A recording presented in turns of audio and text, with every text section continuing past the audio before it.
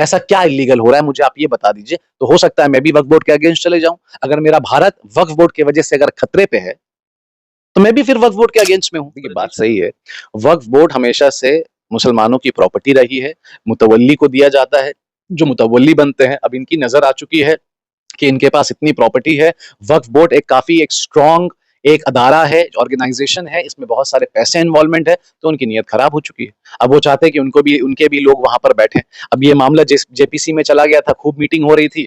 अभी स्टालिन साहब ने कर दिया है, बंगाल तो ऑलरेडी इसमें काम कर रहा था। मगर देखिए मैं यही का पैसा कहीं बाहर देश से आ रहा है, क्या मनी लॉन्ड्रिंग इसमें हो रही है, क्या वक्फ बोर्ड के पैसे से कोई इलीगल एक्टिविटी हो रही है। तो मेरे ख्याल से मैं सबसे गुजारिश करूंगा एनआरसी और सीए को बाद में जारी करें, सबसे पहले एक मुहैया बढ़ा दे, एक आर्टिकल पेश कर दे कि जितने भी हिंदुस्तानी हैं, चाहे वो गल्फ कंट्री से लेकर Canada, Australia, New Zealand, America, London, जहां पर भी हैं, वो वापस आ जाए।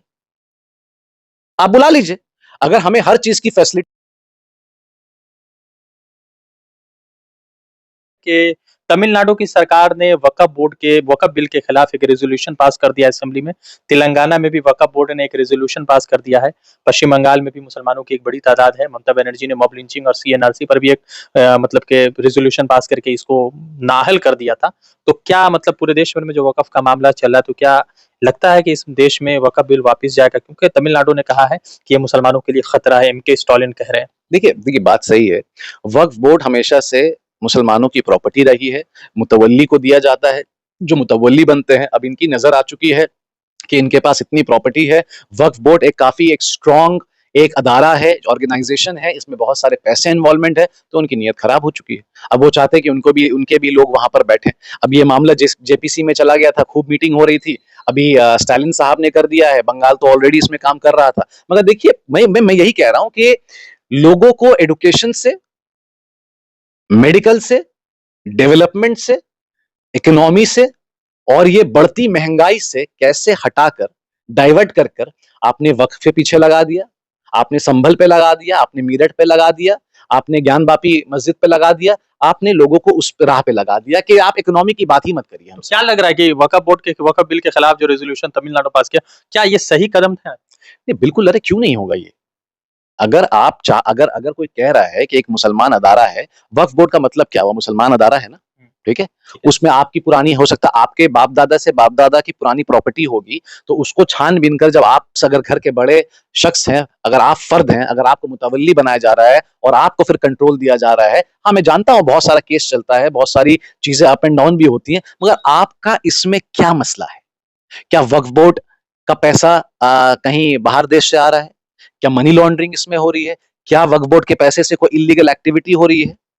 ऐसा क्या इलीगल हो रहा है मुझे आप ये बता दीजिए। तो हो सकता है मैं भी वक्फ बोर्ड के अगेंस्ट चले जाऊं। अगर मेरा भारत वक्फ बोर्ड की वजह से अगर खतरे पे है तो मैं भी फिर वक्फ बोर्ड के अगेंस्ट में हूं। पूरे देश भर में मुसलमान प्रदर्शन कर रहे हैं, all India Muslim personal law board. मैं वही तो कह रहा हूं। अभी हाल फिलहाल दिल्ली में हुई है, सारे लोग गए हुए थे। पटना में भी हुआ, बंगाल में भी हो रहा है, हैदराबाद में भी हो रहा है, सब जगह हो रहा है। तो मेरा ख्याल है कि इस चीज को आप इतना इन्वॉल्वमेंट और इतना इंपॉर्टेंस देके आप सिर्फ डाइवर्ट कर रहे हैं। आपको अच्छे से मालूम है कि 2014 के बाद शायद 2025 चल रहा है, महंगाई कहां से कहां चली गई है, एडुकेशन क्या है। और आप देखिए सबसे बड़ी बात है कि वो अमेरिकन को पैर में जो हथकड़ी जिसको कहते हैं, पैर में जंजीर बांध के लाया गया, उसमें बात नहीं हो रही है। कितना एक बेइज्जत किया गया है हिंदुस्तान को अमेरिका में, कि फौरन उसको अब एक आर्मी प्लेन में बैठाकर यहां पर हिंदुस्तान में ला दिया गया। तो मैं कह रहा हूं कि उसमें प्रॉब्लम क्या है। अगर मैं ये कहूं कि जो मोदी हिंदुस्तान के, भारत के बाहर जाके ये कहते हैं कि विकसित देश बन चुका है, हर चीज की फैसिलिटी आ चुकी है, तो वो लोग जो अमेरिका से डिपोर्ट हुए हैं क्यों रो रहे हैं वो? अगर हिंदुस्तान, भारत इतना विकसित हो चुका है, इतना इंडिपेंडेंट हो चुका है, यहाँ पर मेडिकल फ्री हो चुकी है, एडुकेशन फ्री हो चुकी है, राशन फ्री हो चुकी है, एडुकेशन आपके क्लास 12 तक स्पॉन्सर आपको हो जा रहा है, स्कॉलरशिप मिल जा रहा है। अगर भारत इतना डेवलप्ड कर ही चुका है, तो मेरे ख्याल से मैं सबसे गुजारिश करूंगा एनआरसी और सीए को बाद में जारी करें, सबसे पहले एक मुहैया बढ़ा दे, एक आर्टिकल पेश कर दे कि जितने भी हिंदुस्तानी हैं, चाहे वो गल्फ कंट्री से लेकर Canada, Australia, New Zealand, America, London, जहां पर भी हैं, वो वापस आ जाए। आप बुला लीजिए।